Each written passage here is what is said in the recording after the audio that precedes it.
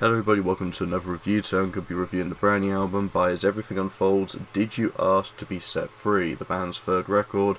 And fun fact, it's the second album in a row that they've released alongside Ena Shikari's album. Ena Shikari dropped their seventh record, A Kiss for the Whole World, back in 2023, April. I can't remember exactly the date. But Ultraviolet, the second album from As Everything Unfolds, coincidentally released that day, and they did a tour where As Everything Unfolds was a support act for them. And then somehow Ena Shikari shadow drop a whole new record out of nowhere on the 10th of April this year, just literally this week. And As Everything Unfolds had this album planned as well. What are the odds? It is surprising, but yeah, the new As Everything Unfolds I was looking forward to because I've honestly really enjoyed the band's first two records. The first album is pretty decent, but then Ultraviolet, one of the first albums I properly reviewed of 2023 when I started doing reviews, I really love the album. It's got a lot of fun punchiness to it. It's got a lot of fun energy, and I just feel like as a whole, it's, in my opinion at least, I think it's a slight bit improvement over their first. Not by much, but I just feel like when you get the heavier songs like Flipside, Slow Down, those songs just absolutely kicked ass live when I saw them, or twice now, because they played those two songs because they were singles on the Ishikari tour, and also on the As Everything Unfolds Ultraviolet tour. Those two songs are just great in my opinion. And then they just continued playing some of the new stuff as well, and we had tracks like Twilight, which was kick-ass, Rose Bouquet, another favourite of mine. There is so many elements I enjoyed to that record, and with the new album I could see that they were trying to do something completely different. They've joined a new record label, I think it's Century Media Records, I'm not 100% sure, but they've joined them, and we've kind of got a heavier lean on this record. It kind of feels like they want to incorporate alt metal as well as also push even further into that metalcore sound. The kind of post-hardcore blend isn't really prominent here. Instead it feels like they want to push entirely into what bands like Wage War did with Stigma, or bands like A Day to Remember, kind of incorporating the heavier aspect into some of the later stuff like Big Ol' Volume, although that's probably a bad example because they are quite on the post-hardcore pop-punk metalcore sound.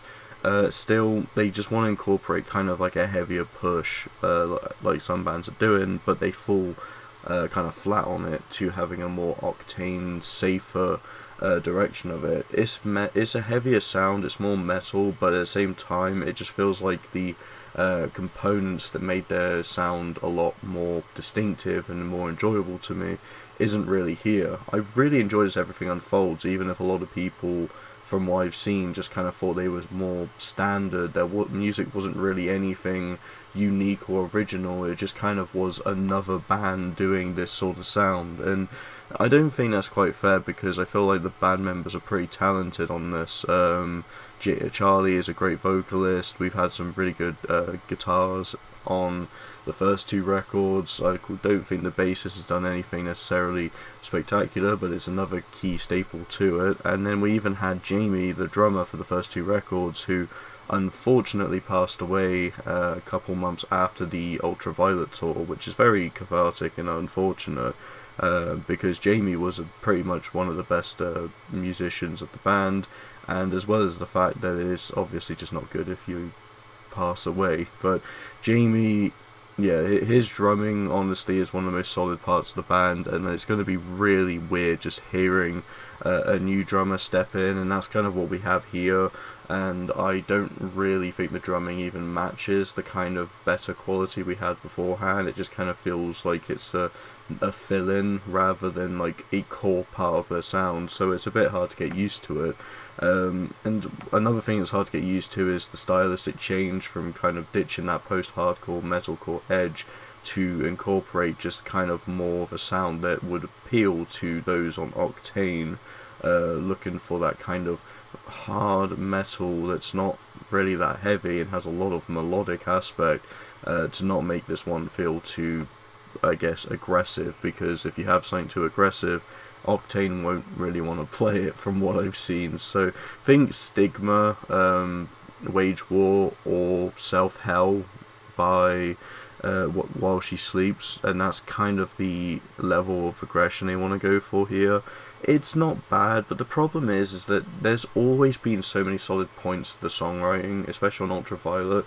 So many of the songs are just stand out. Charlie's vocals are great, they're catchy, the choruses are just, in my opinion, hit every time, but I don't remember a single refrain from this record. No matter how many I've been into this album twice, and I don't remember anything from it. And all I remember is that a lot of it's heavy, and then the last three songs are like balanced to be in their tamer stuff, to kind of put in a bit more of that softer edge they still have in some of their tracks. And it just feels like a really weird sort of blend of old and new ideas incorporating into this weirdly mixed, over-the-top, polished sound that I just can't get into. The lead single didn't really entice me, Set and Flow, when you had this melody that didn't really work. There wasn't really a chorus, it was just a guitar, and there's not really anything wrong with that, but if the riffs aren't that good and the choruses tend to be the catchiest part of the song, it's not going to be a very good song if it doesn't really catch you in. I find that the guitars on this record are pretty much lackluster and just unoriginal and just uninspired, and probably just quite forgettable is probably the main thing I'd say about it. It's unfortunate because I love the refrains, I love the heaviness in the guitars. Tracks like Flipside, that song live was insane, and the guitars are one of the main reasons it's that cool. And even on the last two albums, they had a lot more moments to shine, moments to stand out, and I just feel like they managed to incorporate them better than they did here. This album just doesn't really use their instrumentals nearly as well, and it just kind of feels like we're pushing a heavier sound while losing more of the originality and identity of as everything unfolds.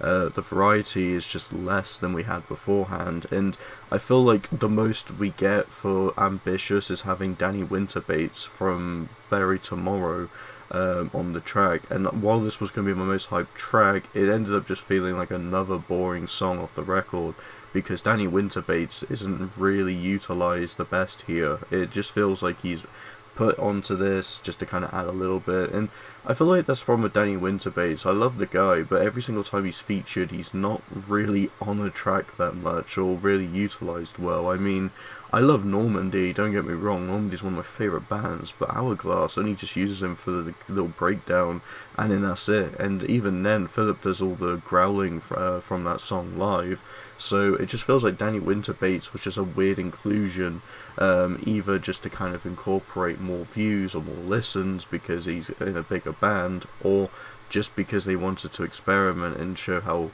they can get other people to enhance some of their ideas.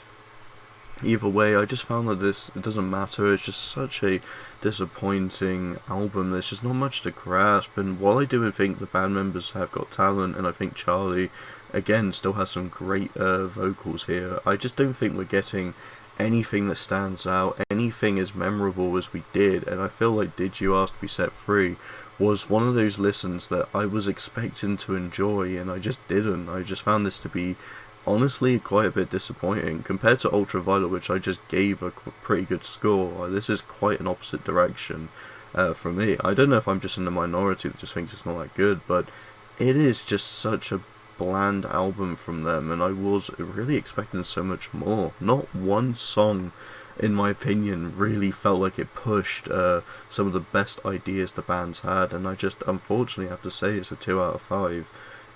Which sucks because I still like this band, and I even to this day will still say I'm a massive fan. I just think Did You Ask to Be Set Free just isn't an album I can personally get into or enjoy as much as I want to. But yeah, that's pretty much all I have to say with it, so I hope you all enjoy. Thanks so much for watching, and see you in the next video.